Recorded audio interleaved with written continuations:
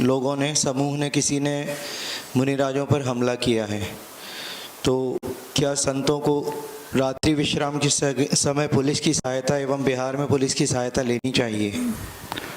संत तो ना पुलिस की सहायता लेते, ना श्रावकों की सहायता लेते।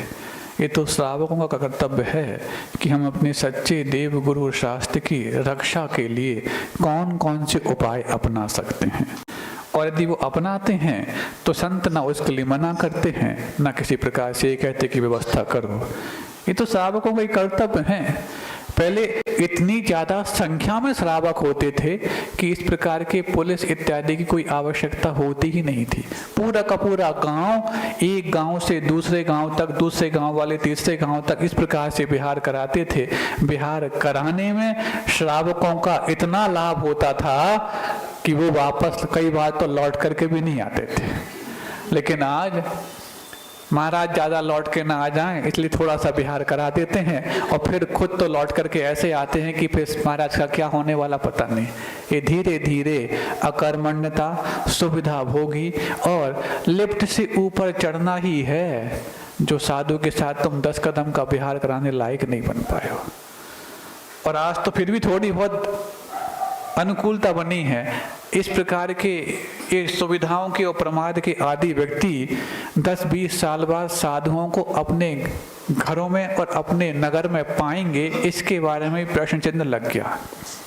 क्यों महाराज घर में क्यों नहीं? साधु नहीं बचेंगे? साधु तो बचेंगे, लेकिन जब साधुओं के साथ आपका चलना उठना लायक बचेगा ही नहीं तो किस बहाने तुम साधु को अपने नगर में लाओगे?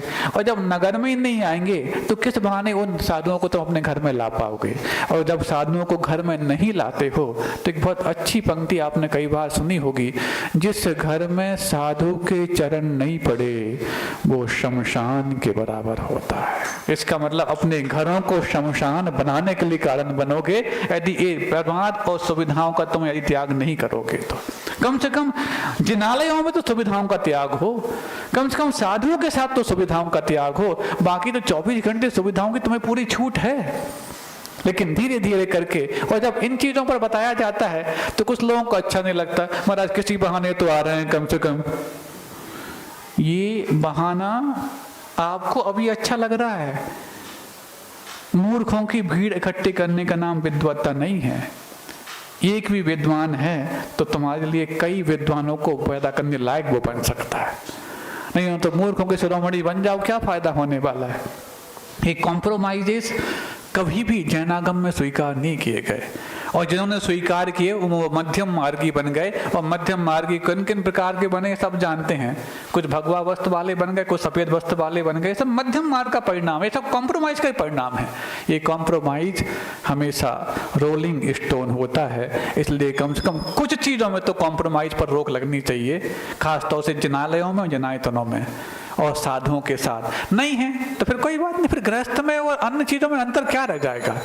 इसलिए बहुत ही चिंतनीय विषय है आज के समय में। जब वो गिरनार में हमला हुआ था तो उस समय तात्कालिक गुजरात के मुख्यमंत्री के पास जब पूरा जैनों का डेपुटेशन गया तो उन्होंने, आज से 15 साल पुरानी बात लगभग हो गई, तो उन्होंने यही कहा था कि किस आधार पर यहाँ पर आप शिकायत करने आए हैं।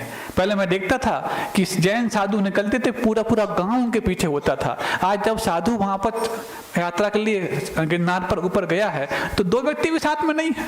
और फिर ऐसे में कोई यदि असामाजिक तत्व हमला कर दे और फिर जाके तुम हमला करने, धरना देने के लिए हजारों इकट्ठे हो जाओ, क्या फायदा तुम्हारे धरना देने के?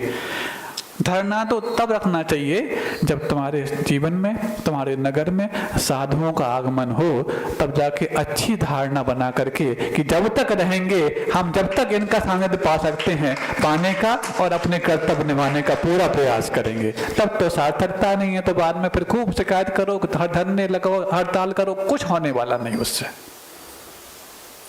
अगला आप